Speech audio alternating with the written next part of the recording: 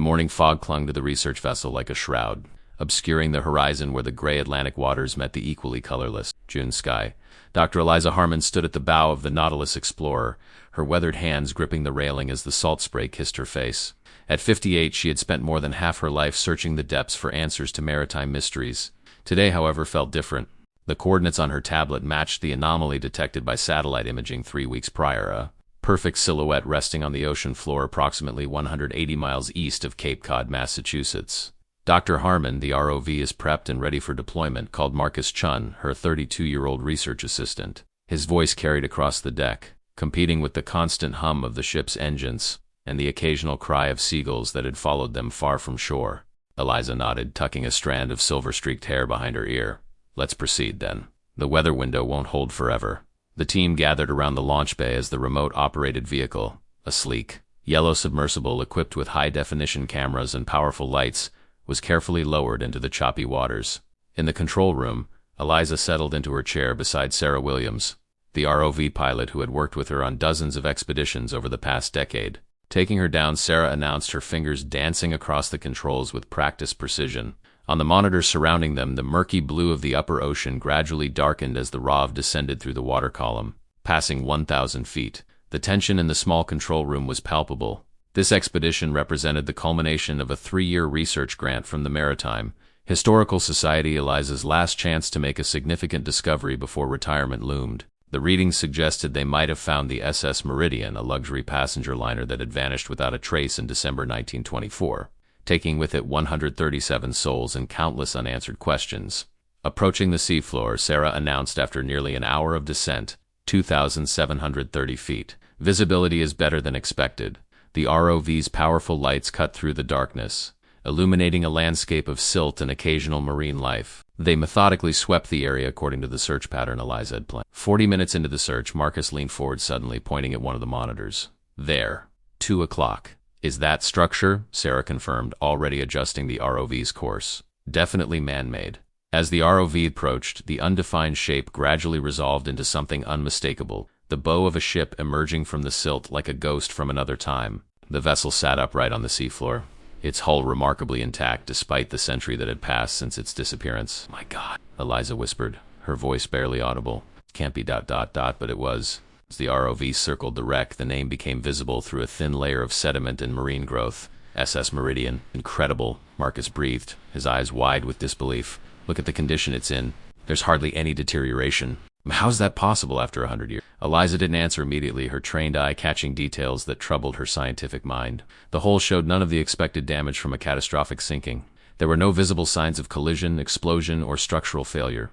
The lifeboats remained in their davits, suggesting no evacuation had been attempted. Most puzzling of all, the ship appeared to have settled gently on the ocean floor, as if carefully placed there by a giant hand. Something's not right, she finally said. This doesn't match any known sinking pattern. The Meridian looks like it just ... stopped and sank straight down. The ROV continued its survey, revealing more curiosities.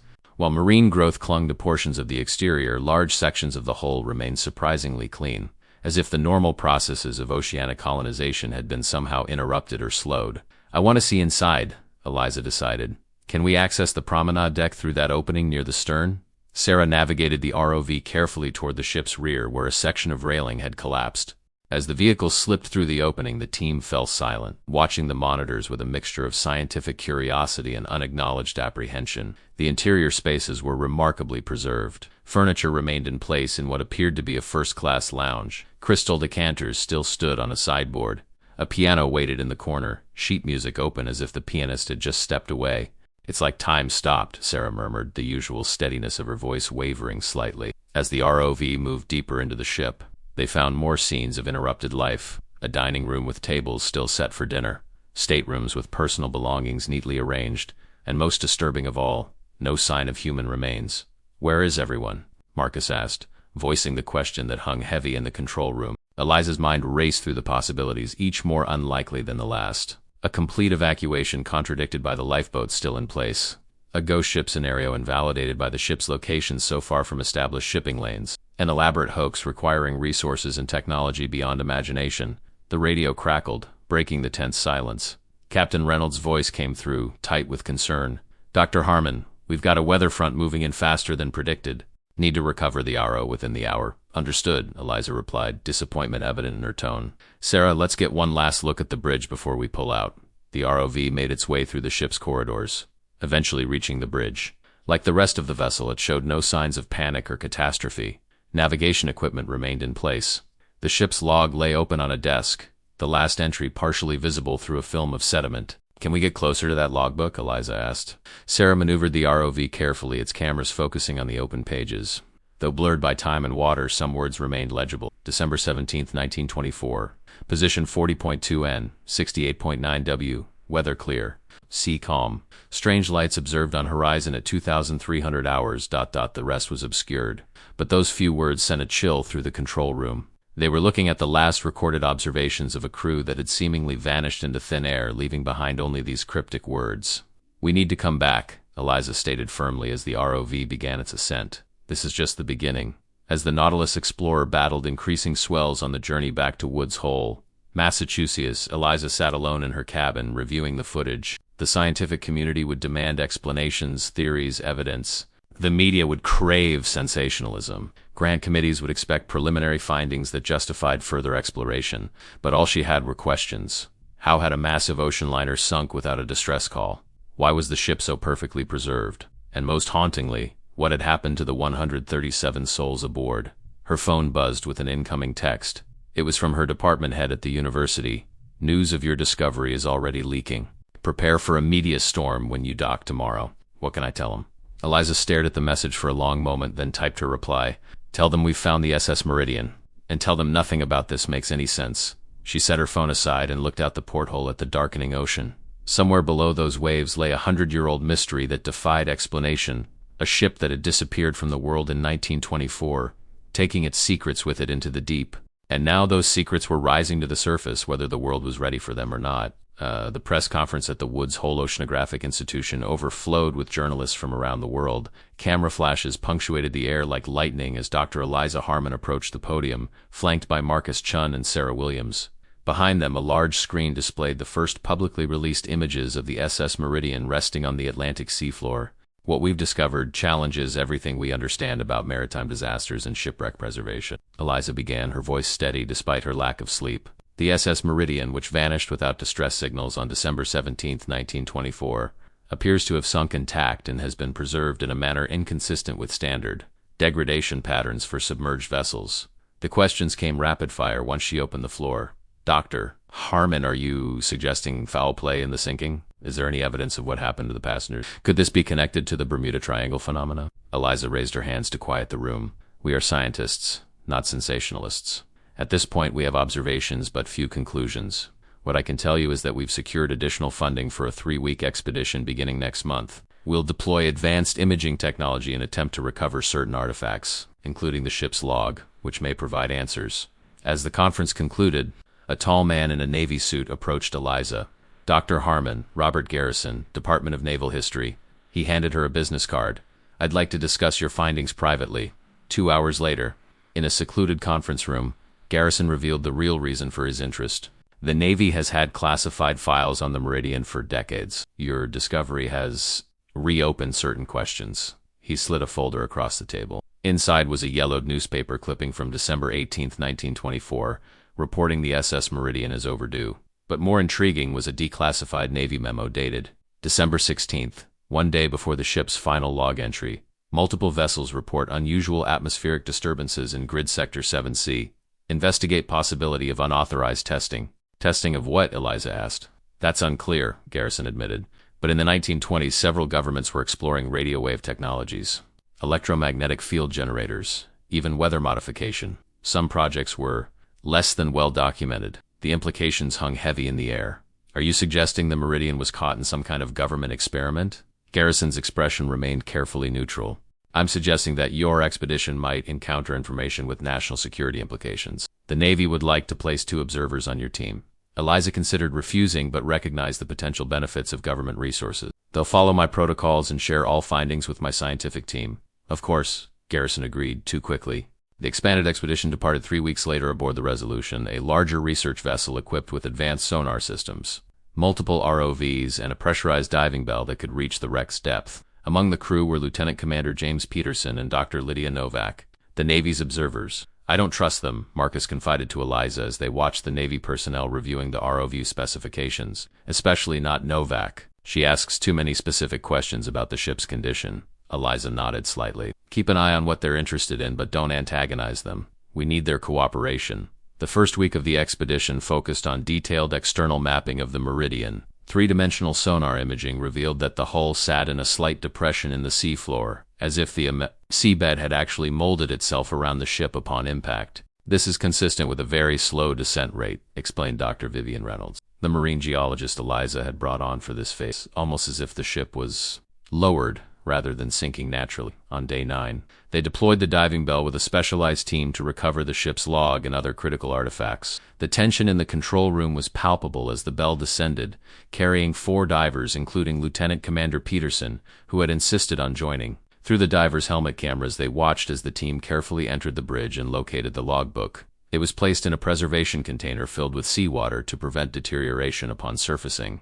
Other recovered items included the captain's personal journal, a chronometer that had stopped at 11:37 p.m., and most unexpectedly a sealed glass cylinder containing what appeared to be a letter.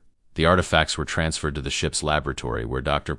Eleanor Kim, a preservation specialist, began the delicate work of stabilizing them. The logbook proved challenging. Many pages had fused together or deteriorated despite the unusual preservation of the ship itself, but the final entries, those most critical to understanding the Meridian's fate, remained partially legible. December 16, 1924. Past Nantucket Lightship at 0900.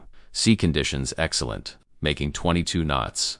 Several passengers reported compass deflections and personal navigation instruments. Chief Engineer Dawson investigating. December 17, 1924. 1400 hours. Unusual static on wireless since morning. Radio operator unable to establish consistent contact with coastal stations. Weather remains clear despite barometric anomalies.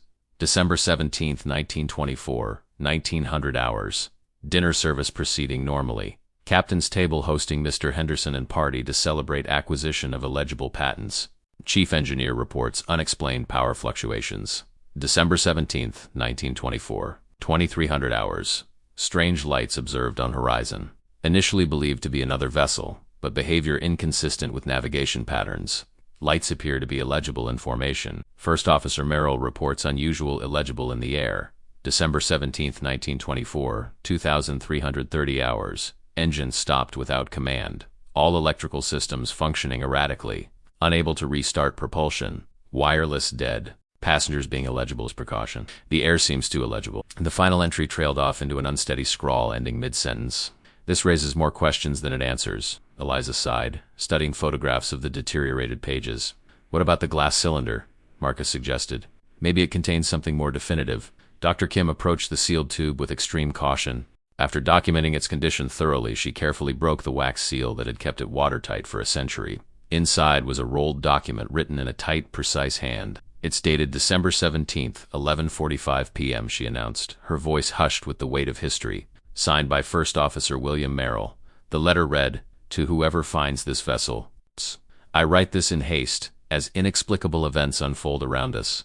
At approximately 11 p.m. we observed unusual illumination on the horizon. Captain Harris ordered course adjustments to investigate, believing another vessel might be in distress. At 11:28 all ship's engines stopped simultaneously. Electrical systems became erratic. Most disturbing is the complete silence that has fallen. No waves against the hull, no wind, though we can see the ocean still moving some distance from our position. It is as if the Meridian sits in a pocket of absolute stillness. Several passengers and crew report feeling lightheaded and experiencing a tingling sensation throughout their bodies. I myself find it increasingly difficult to maintain clear thought. The lights we observe now surround the vessel at a distance of perhaps half a mile. They are unlike anything I have witnessed in 15 years at sea, perfectly circular, blue-white in color, hovering just above the water surface. They neither advance nor retreat. Captain Harris has ordered the lifeboats prepared, but I fear we are too far from shore, and I cannot shake the conviction that whatever awaits us is not something we can escape by conventional means. The air has taken on a quality I struggle to describe, dense yet stimulating, causing all sounds to seem distant. Several passengers have fallen unconscious in the last few minutes. I place this account in a laboratory cylinder from Dr. Henderson's collection, hoping it might survive whatever is to come. If you read these words, know that we of the Meridian faced our fate with courage and dignity. May God have mercy on our souls. William Merrill, First Officer S's meridian silence fell over the laboratory as Eliza finished reading the letter aloud. It was Dr. Novak who finally spoke, her voice carrying an edge that hadn't been there before. We need to catalog and secure all these materials immediately, she said, reaching for the letter. These are scientific discoveries under my authority, Eliza countered firmly. Everything will be properly documented before any further handling. A standoff might have ensued had the ship's intercom not crackled to life. Dr. Harmon, to the sonar lab, please. We've detected something ... unusual. In the sonar lab, technician Jesse Yamamoto pointed to a series of readings. We've been running continuous environmental monitoring as requested. These magnetic anomalies began appearing about 2 hours ago. The data showed fluctuating electromagnetic fields surrounding the wreck site week, but with a distinct pattern that repeated every 47 seconds. Could it be equipment interference? Eliza asked. Not likely. We've checked all systems. Besides, look at this comparison. Jesse pulled up historical readings. We've been recording these same patterns since we arrived, but they were so faint we dismissed them as background noise. They're getting stronger. Lieutenant Commander Peterson studied the readings with intense concentration. Have you noticed any effect on our communications? Now that you mention it, Jesse replied. We had some satellite phone dropouts earlier today. Thought it was just weather. Eliza felt a chill that had nothing to do with the lab's temperature. The Meridian's log mentioned radio problems before they lost power. That's hardly a scientific correlation, Dr. Novak interjected, but her tone lacked conviction. That night, as Eliza reviewed the day's findings in her cabin, a soft knock came at her door. It was Sarah, looking uncharacteristically troubled. You need to see this, she said, closing the door behind her and offering her tablet. I've been running enhancement algorithms on the ROV footage from inside the ship's engineering section. The processed video showed what they'd missed in the original pass as strange. Almost imperceptible distortion around certain metal objects in the engine room, visible only when the ROV's lights hit them at particular angles. It looks almost like, a film or a field of some kind, Sarah explained. And it's only around specific alloys, primarily copper components and certain specialized instruments. Have you shown this to anyone else? Sarah shook her head, just Marcus. He suggested we analyze the distribution pattern. She swiped to a ship schematic with highlighted areas. Whatever this effect is, it's concentrated in a pattern radiating from this point, the cargo hold where Henderson's equipment was stored.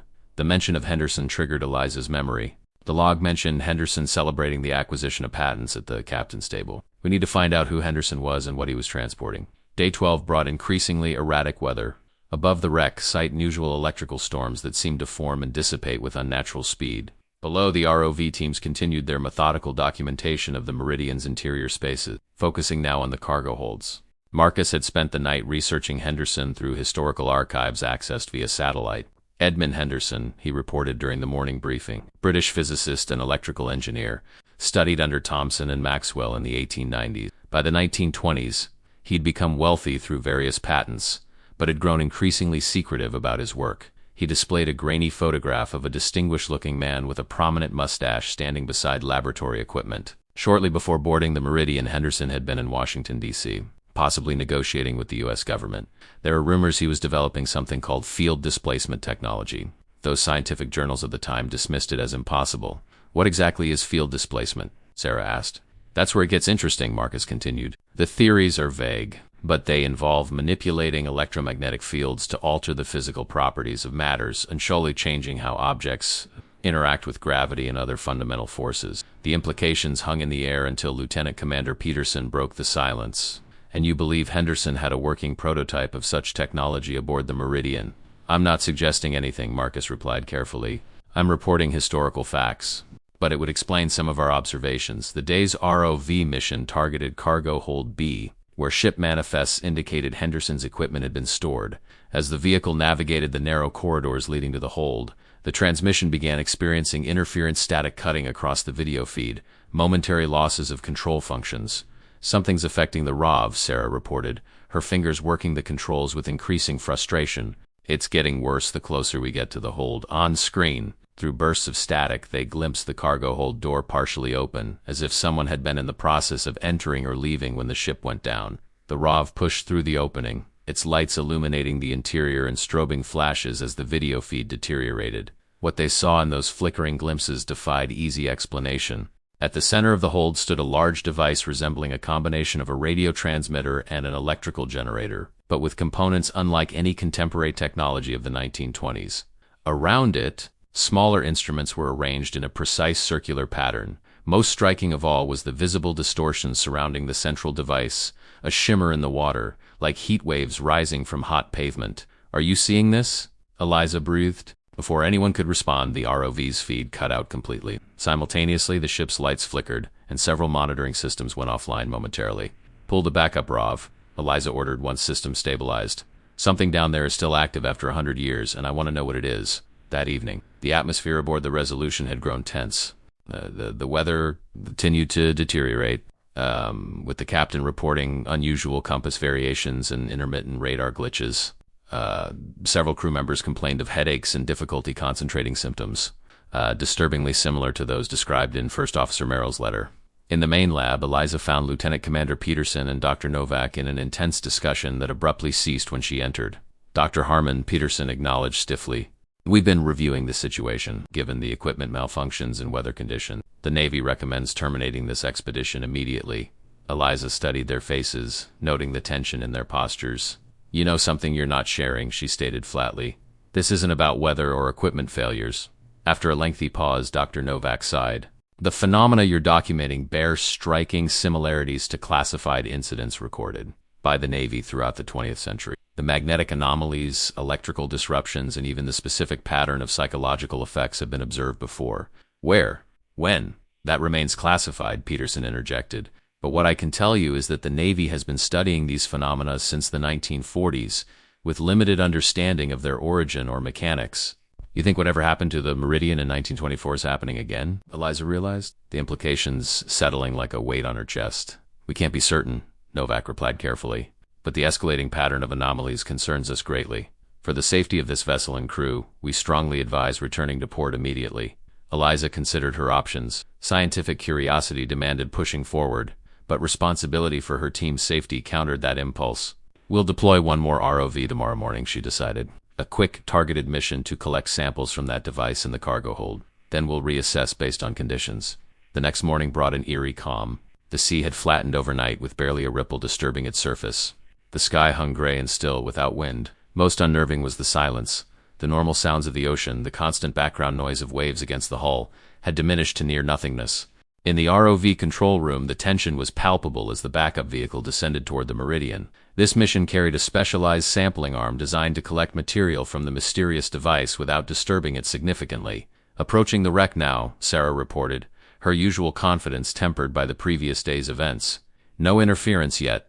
The ROV navigated the now familiar route through the ship's corridors toward cargo hold B. As it approached the partially open door, the video feed remained surprisingly clear. "Something's different," Marcus observed, leaning forward to study the monitors. "The electromagnetic readings are stable, lower than yesterday." "Proceed with caution," Eliza instructed. Ignoring the skeptical glance exchanged between the Navy personnel, the ROV pushed through the opening into the cargo hold. The central device came into view, still surrounded by its inexplicable distortion field. But the shimmer seemed less intense, more contained than in their previous glimpse. "Position for sampling," Eliza directed. "Target that component on the upper housing. It appears to be made of a different material." Sarah maneuvered the ROV with precision, extending its sampling arm toward the device. As the mechanical claw approached the shimmering field, sensors began registering fluctuating readings.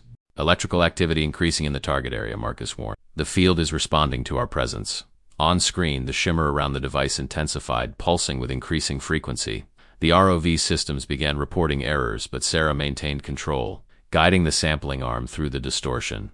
"Almost there," she muttered, her focus absolute as the claw closed around a small projecting component of the device. The moment contact was made, everything changed. The shimmering field expanded explosively, engulfing the ROV in a blaze of light that overloaded its cameras. In the control room, monitors flashed with error messages before going completely dark. Simultaneously, every electronic system aboard the Resolution flickered lights. Engines, communications, all momentarily failing before emergency systems engaged. "What the hell was that?" someone shouted as emergency lighting bathed the control room in red. Before anyone could respond, the ship's captain burst in. "Dr. Harmon, you need to see this, on the bridge." Through windows still spattered with rain from the previous day's storms, they faced an impossible sight. The ocean around them had gone completely unnaturally still, a perfect circle of calm extending about half a mile in every direction. Beyond this boundary, they could see waves and normal sea conditions continuing undisturbed, as if they sat inside an invisible bubble. More disturbing still were the lights, a ring of blue-white illuminations hovering just above the water's surface at the perimeter of the calm area, exactly as described in First Officer Merrill's century-old letter. History repeating, Eliza whispered, her scientific mind struggling to process what her eyes were seeing. Lieutenant Commander Peterson was already issuing rapid orders into a satellite phone, his composed demeanor finally cracking to reveal genuine alarm. Doctor. Novak stood frozen, staring at the lights with an expression that mingled fear with something like recognition. We need to move now, the captain insisted. Full emergency power to engines. But even as he spoke, a new phenomenon began. The water directly above the Meridian's resting place started to churn, bubbling upward as if boiling, though temperature readings remained normal. Through gaps in the foam, they glimpsed something impossible, the outline of a ship's prow rising from the depths. Marcus grabbed Eliza's arm, his face pale. Tell me that's not the Meridian, she confirmed, scientific detachment failing her entirely as they watched the impossible unfold before them. The century-lost ship rose with unnatural steadiness, water cascading from its perfectly preserved decks as it breached the surface. It settled on the unnaturally calm sea, floating as if it had never sunk, its aged yet intact structure gleaming dully in the strange light. More incredible still was the complete absence of marine growth on the now visible portions of the hull, as if the ship had been cleansed during its ascent. The Meridian floated silently before them, a ghost returned from the past, surrounded by the ring of hovering lights that had heralded its disappearance 100 years before. And that's when they noticed movement on the deck, shadowy figures emerging from below, walking with slow, deliberate steps into the open air for the first time in a century. Are those ... people? Marcus's voice cracked as he lowered his binoculars, his hands trembling visibly. Through the powerful bridge telescopes, the figures on the Meridian's deck appeared disturbingly human, men and women in early 20th century attire, moving with slow, synchronized motions. Their faces, when briefly visible, showed no expression, no awareness of their impossible situation. This can't be real, Captain Reynolds muttered, though the evidence floated before them. Those people died 100 years ago. Dr. Novak had recovered her composure, and was speaking rapidly into a satellite phone, using terminology that seemed deliberately obscure. Confirmed Phase 3 emergence. Langford protocols recommended. Yes, full containment. She caught Eliza's suspicious glance and moved to the far corner of the bridge, lowering her voice. Lieutenant Commander Peterson approached Eliza, his military bearing at odds with the fear evident in his eyes. Dr. Harmon, you need to prepare your team for immediate evacuation. We have approximately 20 minutes before the naval response team arrives. Response team? Eliza challenged. You knew this could happen. You've seen it before. Peterson hesitated, internal conflict visible on his face. Not precisely this, no. But similar enough that protocols exist. He glanced at the Meridian and lowered his voice. In 1947, a fishing vessel that disappeared in 1878 emerged in Lake Michigan. In 1963, a section of lighthouse that vanished in a 1909 storm materialized on a beach in Oregon. There have been others, all classified, all following similar patterns of electromagnetic anomalies. And the people? Eliza pressed. Were there survivors in those cases? His silence was answer enough. The ship's communications officer interrupted with urgent news. Captain, we're receiving a transmission from the Meridian. Static filled the bridge speakers, resolving into a voice that sounded distant and strangely pitched, as if speaking through water. ... returned as promised ... The exchange completed. Preparation for the next phase ... Who is this? Captain Reynolds demanded. Identify yourself. The voice continued as if it hadn't heard. ... Henderson's device functions as designed. Displacement field stable. Subjects responding to reintegration ... Eliza grabbed the microphone. This is Dr. Eliza Harmon. Who am I speaking with? What happened to the people aboard the Meridian? A long pause followed before the voice returned, somehow more focused. Dr. Harmon, the observer. You have activated the return protocol. The subjects are transitioning. Transitioning to what? She demanded. Who are you? Names are irrelevant. Time is circular. We have waited while you have not. Henderson understood partially. The others were necessary for measurement. Before Eliza could question further, the transmission cut off. Simultaneously, the figures on the Meridian's deck stopped their aimless movements. As one, they turned toward the Resolution, their faces still expressionless but now clearly visible and naturally pale, with eyes that reflected the blue-white light surrounding the ships. We need to maintain distance, the captain ordered, moving to the engine controls. Full reverse, the ship's engines roared to life, but the Resolution remained stationary as if held in place by an invisible force. Outside, the ring of lights began rotating around both vessels, picking up speed until they blurred into a continuous circle. It's happening again, Sarah whispered, staring through the windows. Whatever happened to them is happening to us. Dr. Novak suddenly approached, her demeanor transformed from scientific detachment to urgent action. There's still a chance. Henderson's device. The sampling arm made contact. We've created a link. What are you talking about? Eliza demanded. The Navy hasn't just been studying these incidents, Novak admitted. We've been trying to understand the technology. Henderson was developing a method of manipulating space-time through electromagnetic field displacement. He was decades ahead of theoretical physics, but he couldn't control it. And you think that's what's happening here? Some kind of space-time displacement? I know it is, Novak insisted. Those people on the Meridian, they're not the original passengers and crew, not exactly. They're impressions, caught in a loop between dimensions. This is insane, Marcus protested. You're talking about concepts from science fiction. Where do you think many scientific breakthroughs begin? Novak countered. Listen to me. We have maybe 15 minutes before the containment protocol is initiated. That means this entire area will be subject to a focused EMP burst designed to collapse the field. You'd destroy both ships, Captain Reynolds objected. To prevent whatever's happening from spreading, yes. She turned to Eliza. But there's another option. If we can reach Henderson's device and reverse the polarity of its field generator, we might disrupt the cycle. Eliza stared at her incredulously. You expect us to board that ship? With those, whatever they are. They won't interfere, Novak stated with disturbing certainty. They're not fully present in our reality. They're echoes caught in the transition. A terrible understanding dawned on Eliza. That's what you think happened in 1924. The Meridian and everyone aboard it got caught between dimensions. Not exactly between, Novak corrected. Beyond, in a state where time operates differently. For us, a century passed. For them, perhaps only moments. The implications were staggering, but there was no time to process them. How do we reach the device? Eliza asked, making her decision. We need a small team, Novak explained. The ship's launch should be able to reach the Meridian. Once aboard, we head directly to cargo hold. B. I have equipment that might be able to reverse the field. I'm going with you, Eliza stated firmly. As am I, Lieutenant Commander Peterson added. This is still a Navy operation. I'm coming too, Sarah volunteered. I've memorized the ship's layout from the ROV surveys. I can navigate us directly to the hold. Marcus looked torn but nodded. Someone needs to document this. Scientific method doesn't stop because things get weird. Captain Reynolds objected strenuously, but ultimately relented when it became clear the alternative was waiting helplessly for whatever came next. Within minutes, the small team had gathered essential equipment and boarded the ship's launch. The short journey across the unnaturally still water felt like crossing a boundary between worlds. As they approached the Meridian, details became clearer. The pristine condition of the hull. The complete absence of rust or marine growth. The way the metal seemed to shimmer slightly, as if not quite solid. The figures on deck had returned to their mindless pacing, ignoring the approaching launch entirely. Up close, their movements appeared more mechanical, like automatons following programmed routines. Don't engage with them, Novak instructed as they prepared to board. Don't touch them. They exist in a different phase state than we do. Direct contact could have unpredictable effects.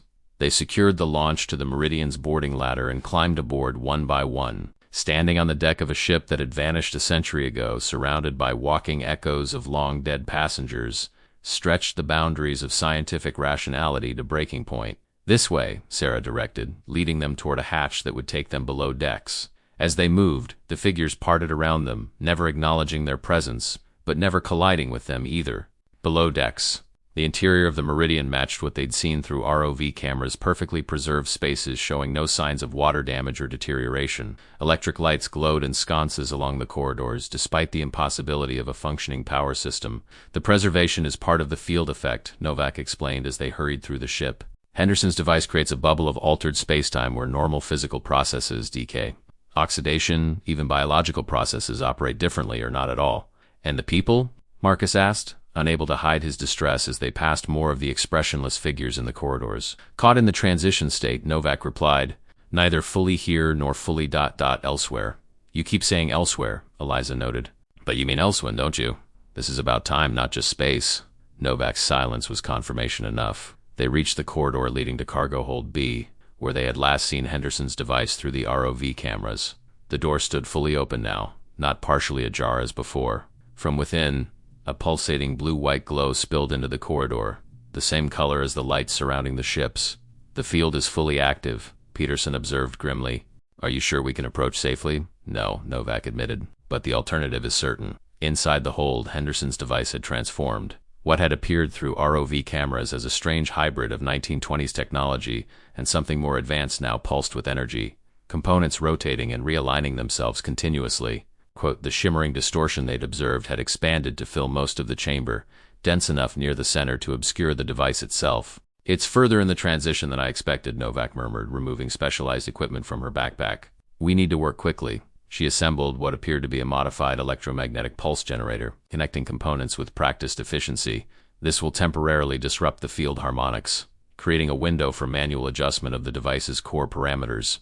In English, please, Sarah requested. It'll stun the machine long enough for us to flip its switch from interdimensional nightmare to off, Novak simplified. As they prepared the equipment, Eliza noticed a change in the figures they'd seen throughout the ship. The mindless pacing had ceased. Throughout the corridors visible from the cargo hold, the phantom passengers and crew stood motionless, all facing in their direction. Guys? She alerted the others. I think we've been noticed. Peterson moved protectively toward the door, hand instinctively reaching for a sidearm he'd been required to leave behind. How much longer? He asked Novak. 2 minutes to calibrate, she replied, focused on adjusting settings on her device. Then we'll have approximately 30 seconds to reach the core controls once the field destabilizes. The phantom figures began moving again, not in their previous random patterns, but with purpose, advancing slowly toward the cargo hold from all directions. We need to hurry, Marcus urged, positioning himself beside Peterson at the door. They're converging on us. Almost ready, Novak assured them, making final adjustments. Eliza, when I activate this, the field will fluctuate violently. During that window, you need to reach the central component of Henderson's device and rotate the copper assembly counterclockwise. It should have 3 distinct positions. It's currently in position 3. Move it to position 1. Why me? Eliza questioned. Because I need to maintain the disruptor field. And frankly, you have the most incentive to succeed, Novak answered bluntly. This is your discovery, your responsibility. The first of the phantom figures reached the doorway, moving with that same mechanical precision. Up close, their features were more disturbing, not just expressionless, but somehow unfinished, as if details had been worn away by their century of displacement. Now, Novak activated her device. A wave of energy pulsed outward, causing the lights to flicker. The phantom figures froze momentarily, their forms becoming transparent, then solid again. The shimmering field around Henderson's device fluctuated violently, creating a visible path to its center. Eliza didn't hesitate. She plunged into the field, feeling an immediate sensation of resistance, as if moving through honey. The air crackled around her with static electricity, raising the hair on her arms. Each step required increasing effort as she approached the device. At the center, Henderson's creation became fully visible, a complex arrangement of copper coils, vacuum tubes, and crystalline components that defied early 20th century technology. At its heart was exactly what Novak had described, a rotating copper assembly with marked positions. As she reached for it, time seemed to slow further. In her peripheral vision, she saw the phantom figures beginning to move again, pushing past Peterson and Marcus into the cargo hold. Novak's device was sparking, its effect already fading. Eliza grasped the copper assembly. It burned cold against her skin, a paradoxical sensation that sent pain shooting up her arm. With every ounce of strength, she forced it to rotate counterclockwise, feeling mechanical resistance giving way with agonizing slowness. The first position clicked into place. Immediately, the field's color shifted from blue-white to amber. The phantom figures stopped again, their forms fluctuating between solid and transparent. Beyond the cargo hold, through the open doorway, Eliza glimpsed a change overtaking the ship. Sections of corridor were alternating between their pristine state and a water-damaged, deteriorated condition, flashing between the preserved version that had risen from the depths and the reality of a century-old shipwreck. "Keep going," Novak shouted, her voice distorted as if traveling through water. "All the way to position 1. Eliza forced the assembly further, fighting against resistance that seemed to increase exponentially. Around her, reality flickered, moments of seeing the cargo hold as it truly would be after a century underwater, then snapping back to its preserved state. With a final surge of effort, she rotated the assembly to its first position. A metallic click echoed with unnatural loudness, followed by absolute silence. The field collapsed inward, concentrating into a blinding point of light at the center of Henderson's device. The phantom figures throughout the ship froze, their forms becoming increasingly transparent. Through the doorway, Eliza saw the corridors permanently shifting to their water-damaged state, reality reasserting itself. "We need to get out now," Peterson shouted, already pulling Marcus toward the exit. "The ship is reverting." Water began seeping through suddenly appearing cracks in the hull. The pristine electric lights flickered and died, plunging them into darkness broken only by their emergency flashlights. They ran through rapidly deteriorating corridors, navigating by Sarah's memorized map and the beams of their lights.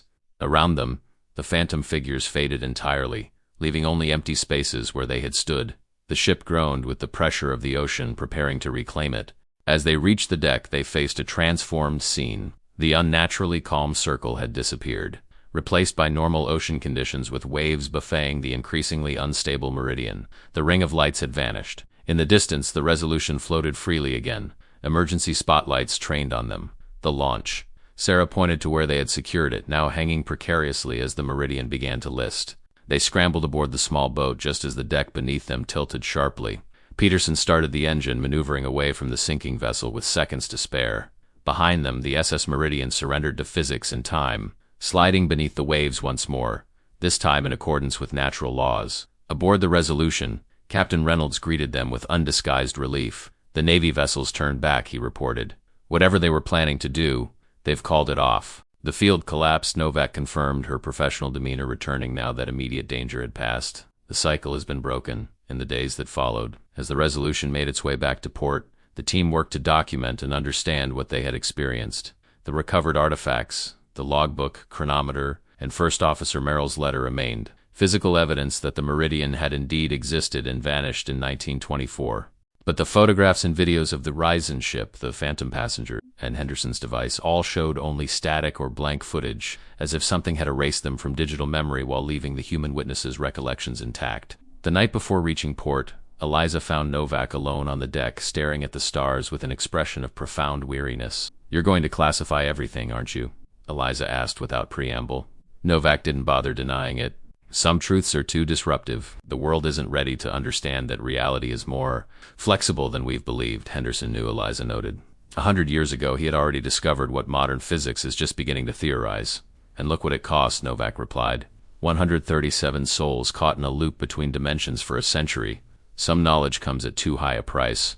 What will happen to them now? Eliza asked the question that had haunted her since their escape. The passengers and crew, are they truly gone? Novak's hesitation spoke volumes. The field collapsed. The loop is broken. Whatever state of existence they were trapped in has ended. You don't sound certain. In matters involving non-linear spacetime, certainty is a luxury, Novak admitted. What I can tell you is that they're no longer trapped as we found them. Whether that means true death or transition to somewhere else, double quotes, she shrugged. That's a question beyond science. 1 month later, Eliza sat in her office at Woods Hole, reviewing the carefully sanitized report that would be the official record of their expedition. All mentions of the Meridian's resurrection had been stripped away, replaced with technical language about structural failure during recovery attempts leading to the loss of the wreck site. A knock at her door interrupted her thoughts. Marcus entered, closing the door firmly behind him. "Did you review those anomalous sonar readings I sent?" he asked without greeting. Eliza nodded. 3 different sites, all exhibiting the same electromagnetic signature we recorded near the Meridian before. Everything happened. There's more. He placed a folder on her desk. "I've been researching disappearances, ships, aircraft, even entire lighthouse crews dating back to the 1800s. In dozens of cases, witnesses reported the same blue-white lights we saw." "What are you suggesting, Marcus? That Henderson didn't invent this technology, he discovered it? That these ... events have been happening naturally? Or that something has been causing them deliberately?" He met her gaze steadily. The voice on the radio said the exchange completed. "What if these aren't accidents or failed experiments? What if they're transactions?" The implication hung in the air between them, too vast and disturbing to fully articulate. Eliza recalled the final words she'd heard while rotating Henderson's device, barely perceptible, seemingly coming from inside her own mind rather than from any external source. The cycle continues.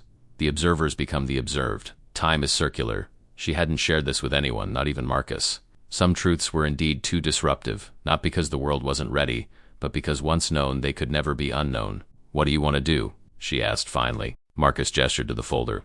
"The most recent anomaly is forming off the coast of Norway. A fishing vessel disappeared there in 1951. The cycle suggests it may return soon."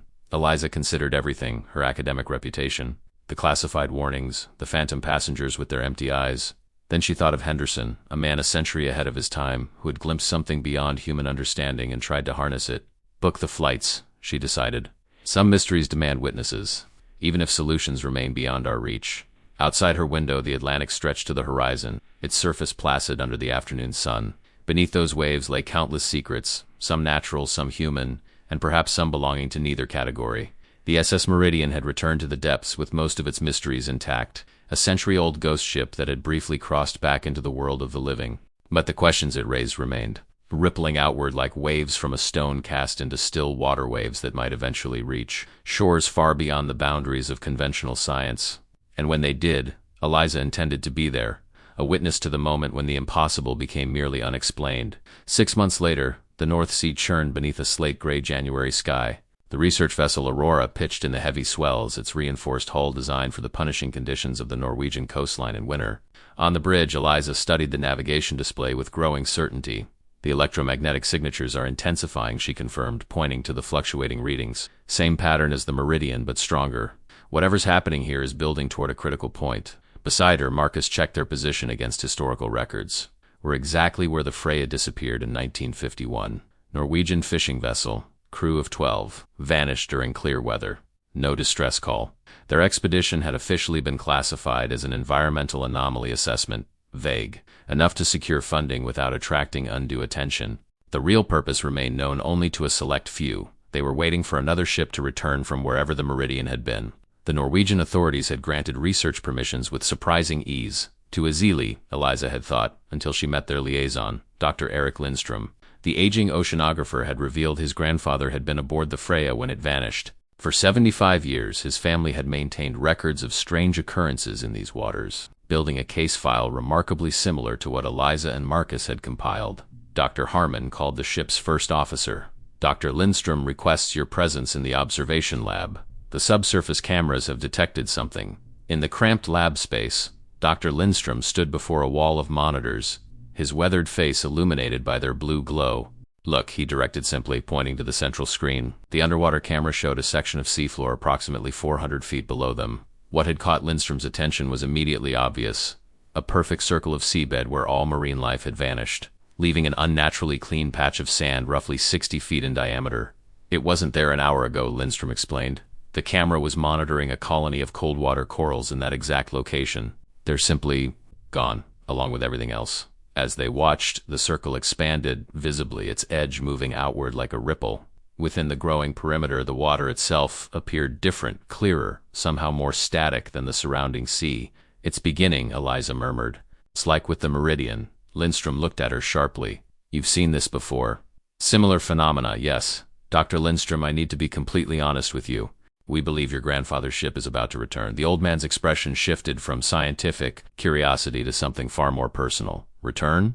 After 75 years? We don't fully understand the mechanism, Eliza admitted. But based on our previous encounter, these electromagnetic anomalies precede the reappearance of vessels that vanished under similar circumstances. Before she could elaborate further, the ship's intercom crackled with the captain's voice. All research personnel to the bridge immediately. We have unknown objects on surface radar.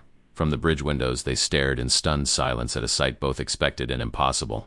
The sea within a perfect circle approximately half a mile in diameter had gone completely still, creating a mirror-like surface that reflected the cloudy sky above. Around its perimeter, the familiar blue-white lights had appeared, hovering just above the water. It's happening exactly like before, Marcus whispered, raising his specialized camera to document the phenomenon.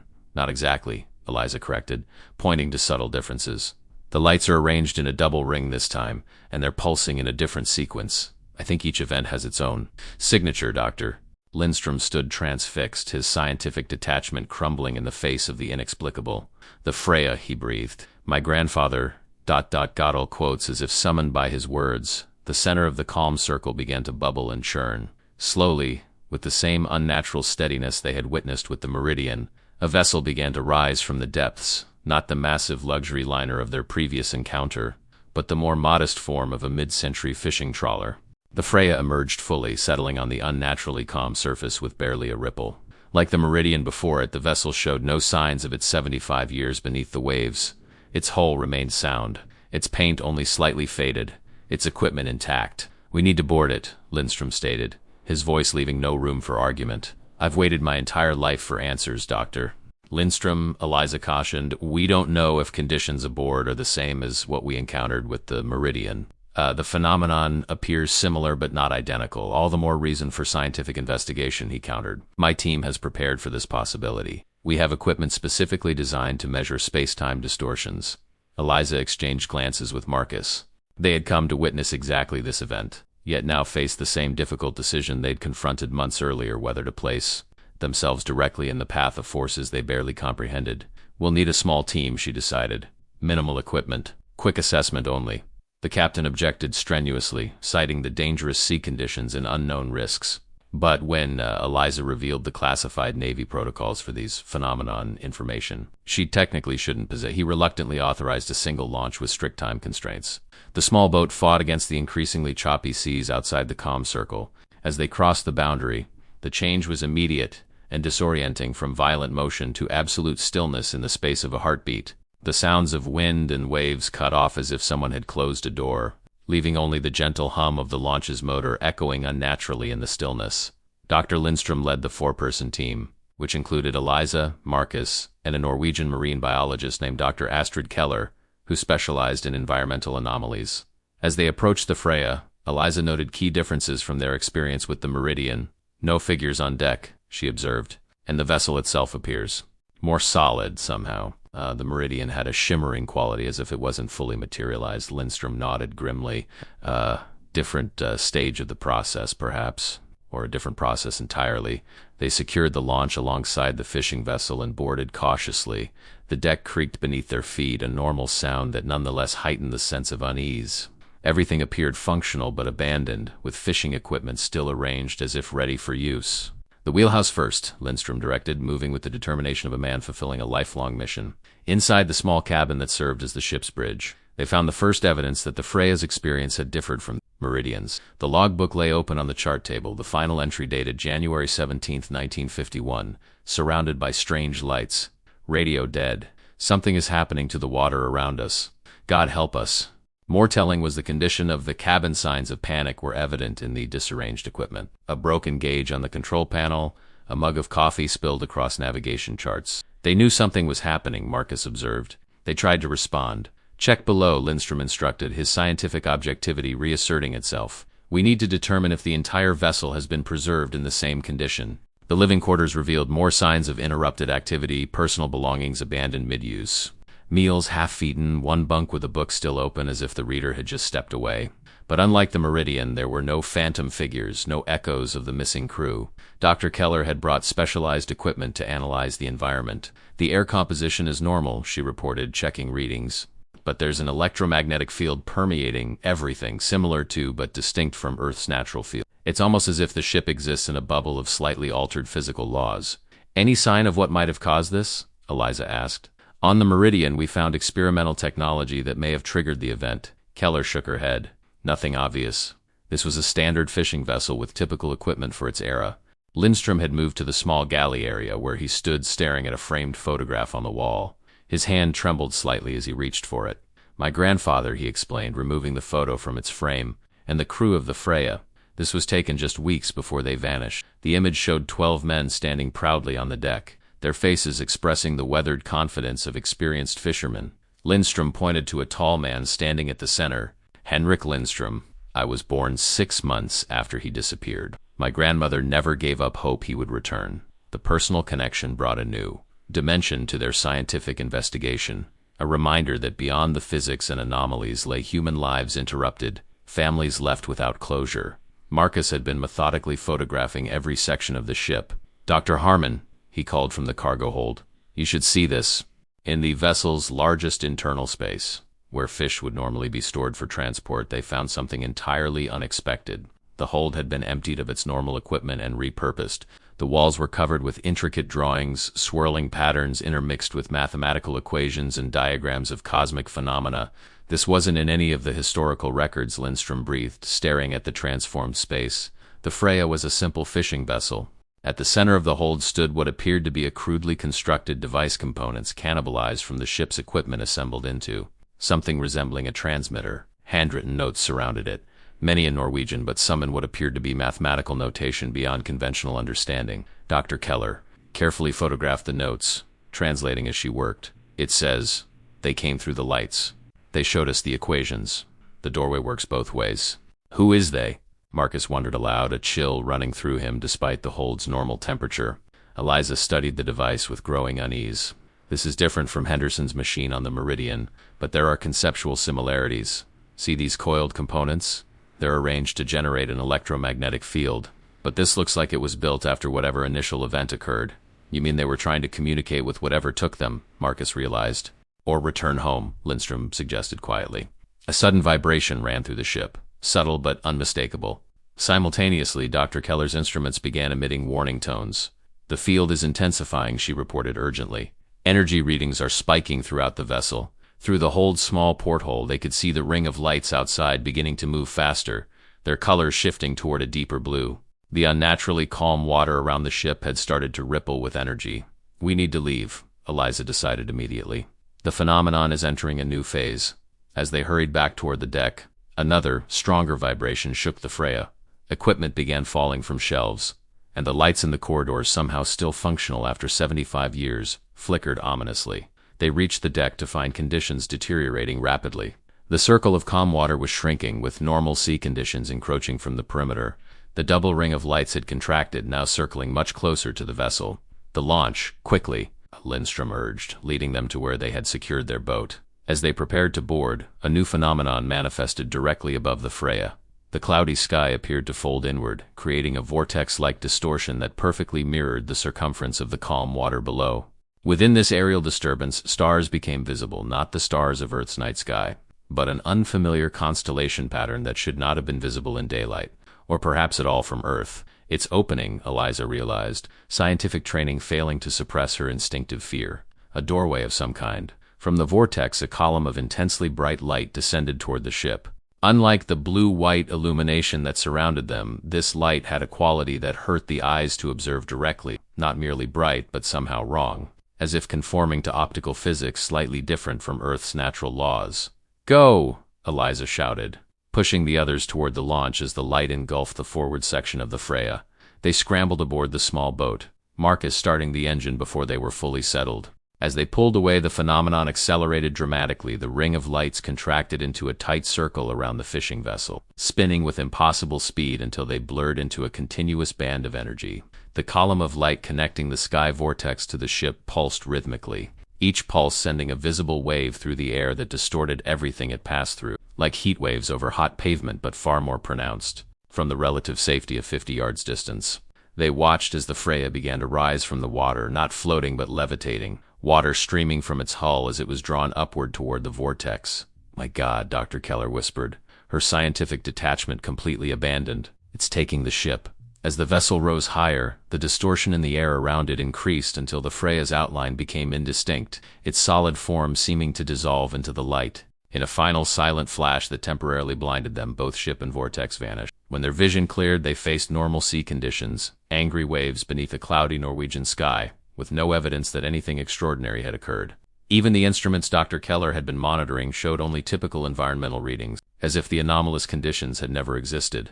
Back aboard the Aurora, the team gathered in the main laboratory to review the evidence they had managed to collect in their brief time aboard the Freya. The photographs Marcus had taken showed the abandoned ship in clear detail. The environmental readings Dr. Keller had recorded demonstrated the anomalous electromagnetic field. Most significantly, they had the physical photograph Lindstrom had removed from its frame, tangible proof that the vessel had indeed returned from whatever dimensional space had held it for 75 years. "It's happening more frequently," Eliza noted, reviewing the timeline they had constructed of similar incidents throughout history. The Meridian reappeared after exactly 100 years. The Freya, after 75. 3 other cases we've documented show returns after 62, 58, and 43 years, respectively. The intervals are decreasing, Marcus agreed. And based on these readings, the energy signatures are intensifying with each event. Dr. Lindstrom had been unusually quiet since their return, studying his grandfather's photograph with an expression that mingled grief with scientific curiosity. Now he looked up, his aged face set with determination. "The drawings in the hold," he said finally. "They match theoretical work being done by physicists at CERN and other advanced research facilities, concepts involving dimensional brains, cosmic strings, and quantum field entanglement. But these were created by fishermen in 1951, with no advanced education in theoretical physics." Suggesting they were given this knowledge, Eliza concluded, by whatever or whoever came through the lights. As the note said, Dr. Keller had been analyzing the spectroscopic data from the various light phenomena they had witnessed. "The energy signatures don't match anything in our reference database," she reported, "but they do show patterns consistent with theoretical models of dimensional boundary events." "In plain language?" Marcus prompted. The lights may represent areas where the membrane between our dimension and something else has become permeable, Keller explained. Essentially, temporary doorways. The question remains, Eliza said, voicing what they were all thinking, doorways to where? And why are ships and their crews being taken through them only to be returned decades later? Lindstrom spread out the crude diagrams they had photographed from the Freya's hold. These suggest the crew encountered entities that communicated with them, shared knowledge, perhaps even collaborated with them to build that device we found. A communication attempt, Marcus suggested, or a way home that never worked, until today, Dr. Keller pointed out. The Freya didn't sink back into the ocean like the Meridian, it was taken back. The implications hung heavy in the laboratory air. If the Freya's departure represented a retrieval rather than a return to the ocean depths, what did that suggest about the nature of these events? Were they witnessing an ongoing process of some kind, a systematic study or experiment conducted by non-human intelligence? We need to compile everything, Eliza decided.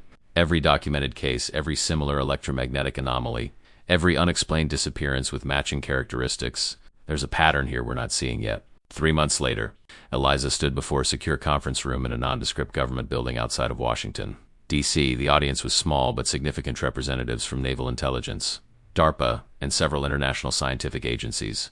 Dr. Novak sat in the front row, her expression carefully neutral. The evidence suggests we are witnessing a systematic program of observation and interaction, Eliza explained, displaying a world map marked with dozens of color-coded points. These events are not random or accidental.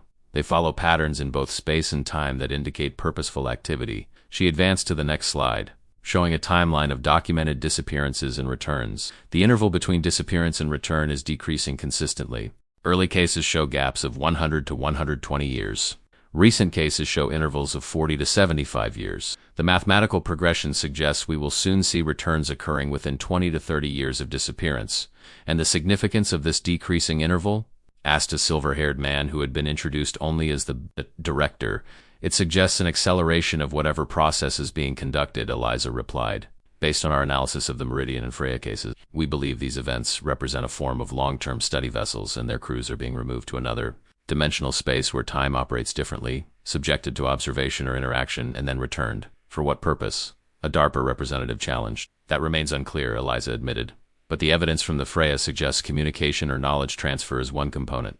The crew had been given advanced scientific concepts far beyond their education or the knowledge available in 1951, Dr. Novak finally spoke up. Dr. Harmon, your theory suggests an intelligence behind these events. Have you identified any patterns that might indicate the nature of this intelligence or its objectives? Eliza had been waiting for this question. The events cluster around periods of significant scientific advancement in human history. The first documented cases coincide with the Industrial Revolution. Another cluster appears during the early atomic age. The most recent concentration begins around the development of quantum computing and advanced AI. She displayed a new slide showing the correlation between technological development and event frequency. Whatever intelligence is behind this appears to be monitoring our technological progress, perhaps assessing our scientific development through direct study of human subjects. The room had grown uncomfortably quiet, the implications settling over the assembled experts like a heavy mantle. If Eliza's theory was correct, humanity had been under systematic observation by a non-human intelligence for at least 2 centuries, possibly much longer. There's more, she continued, advancing to data compiled from the most recent cases. The electromagnetic signatures associated with these events have been intensifying. The phenomenon we witnessed with the Freya was significantly more powerful than what we recorded with the Meridian 6 months earlier. Meaning what exactly? The director pressed.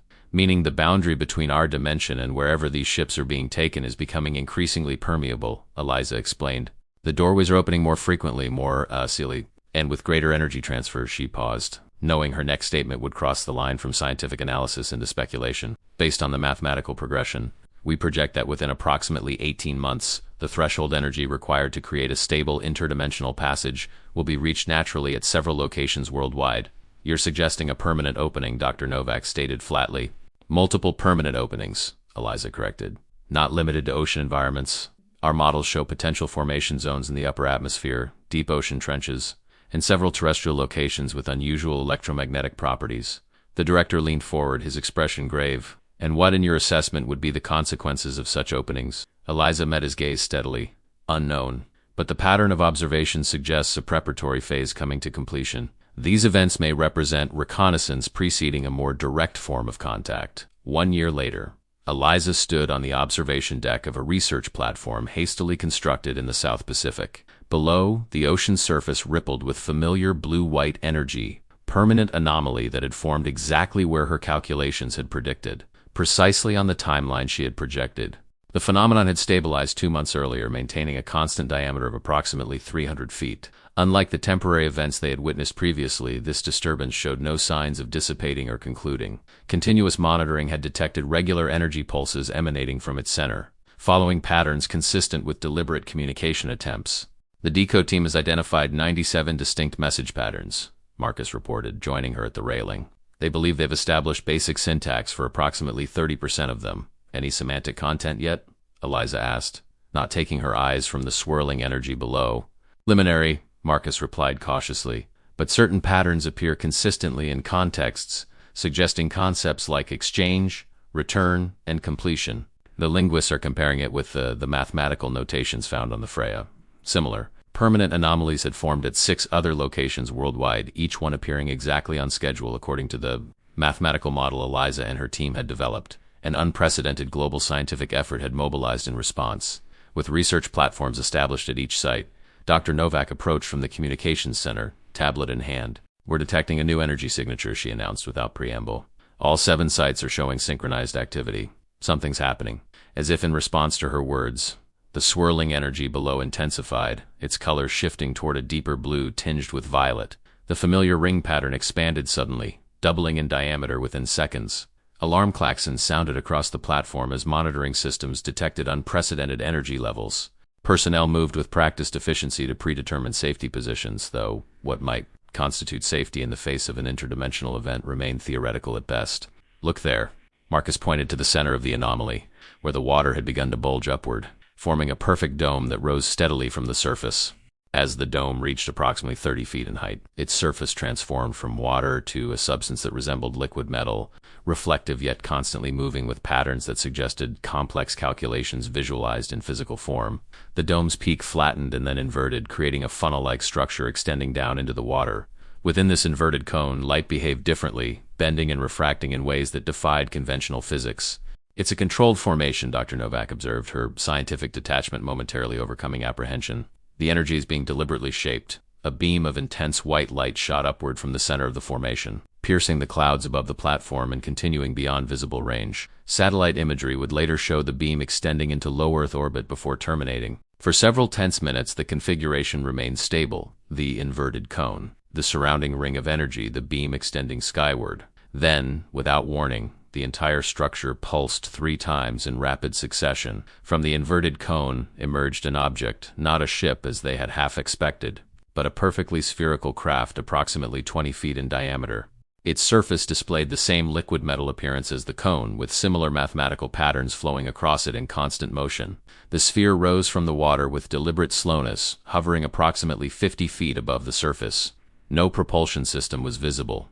It simply maintained position, as if gravity were an optional force it chose to acknowledge only partially. My God, someone whispered behind them. First contact. But Eliza wasn't convinced this represented first contact at all. The evidence they had compiled suggested a relationship spanning centuries, ships and crews taken and returned. Knowledge exchange. A systematic study of human development conducted across generations.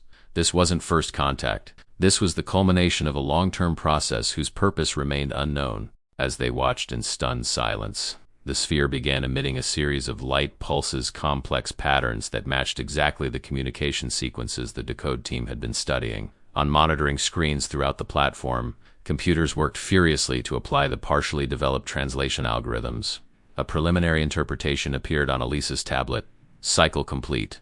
Observation concluded. Integration begins. The sphere pulsed once more, a single burst of energy that washed over the platform like a wave, leaving a tingling sensation on exposed skin but causing no apparent harm. Then, with the same deliberate slowness with which it had emerged, the craft began to move, not toward the platform as many had feared, but parallel to the water's surface, tracing the circumference of the energy ring below. As it completed one full circuit, the sphere emitted another message. We return what was borrowed. Preparation complete. Below, the water within the energy ring began to churn. From its depths rose not one but dozens of vessels, ships that had vanished throughout history, from wooden sailing vessels to modern container ships. all preserved in the same pristine condition they had observed with the Meridian and Freya, and on their decks stood people, hundreds of figures who, unlike the phantom echoes they had encountered on the Meridian, appeared solid and fully present. Men, women, and even children from different historical periods, all looking upward with expressions not of fear but of profound understanding. As scientists and military personnel scrambled to respond to this unprecedented development, Eliza understood with sudden clarity what they were witnessing. This wasn't an invasion or a revelation. It was a return, the completion of a process that had been unfolding for generations. Whatever intelligence had taken these people had now deemed it time for their reintegration into human society. But why now? What had changed to make this the moment for integration to begin? The answer came not from the sphere or the returned ships, but from within Eliza herself. The tingling sensation from the energy pulse hadn't faded. Instead, it had spread throughout her body, concentrating in her mind. New understanding blossomed, knowledge she couldn't possibly possess unfolding with perfect clarity. They had been preparing humanity for something, studying us, yes, but also gradually introducing concepts beyond our development level, using the taken individuals as conduits. The advanced physics diagrams on the Freya, Henderson's device on the Meridian, these weren't just observations but interventions, carefully calculated to accelerate human scientific progress along specific paths. And now, with quantum computing, artificial intelligence, and theoretical physics reaching critical developmental thresholds, the preparation phase was complete. The boundary between dimensions had thinned sufficiently for direct interaction to begin. The sphere pulsed one final message before ascending rapidly into the sky. The exchange continues. You are ready. On the decks of the returned ships, the figures began to move not with the mechanical precision of the phantoms they had observed on the Meridian, but with the natural movements of living humans. Yet something about them remained different, changed by their time in that other place. Their eyes held knowledge that transcended their historical origins. Their movements suggested a relationship with physical space unlike ordinary human locomotion. As the first boats were dispatched to recover these returned people, Eliza understood that humanity stood at a threshold more significant than any in recorded history. The returned weren't merely abductees being given back, they were ambassadors who had been transformed by their experience, bridges between human understanding and whatever lay beyond the dimensional boundary. And the sphere's departure wasn't an ending but a beginning. The exchange continues, it had said. Next would come not the return of what was taken, but the sharing of what had been learned on both sides of the dimensional divide. Standing on that platform in the South Pacific, watching as history rewrote itself before her eyes, Dr. Eliza Harman understood her role with perfect clarity. She had been neither coincidence nor accident in this unfolding story. Her discovery of the Meridian, her persistence in unraveling its mysteries, her mathematical models predicting the permanent anomalies. She'd been guided, perhaps even prepared, to serve as a scientific interpreter for what was to come. The ship that disappeared in the Atlantic in 1924 had indeed been found intact a century later, but its true significance lay not in its miraculous preservation or its mysterious vanishing. It had been merely the first piece of a puzzle that spanned centuries and dimensions, a cosmic conversation humanity was only now becoming equipped to join. As the first of the returns set foot on the research platform, Eliza stepped forward to greet them, ready to begin the next chapter of an exchange that had been unfolding since before she was born. A dialogue between worlds that would reshape humanity's understanding of its place in a universe far stranger and more connected than anyone had imagined.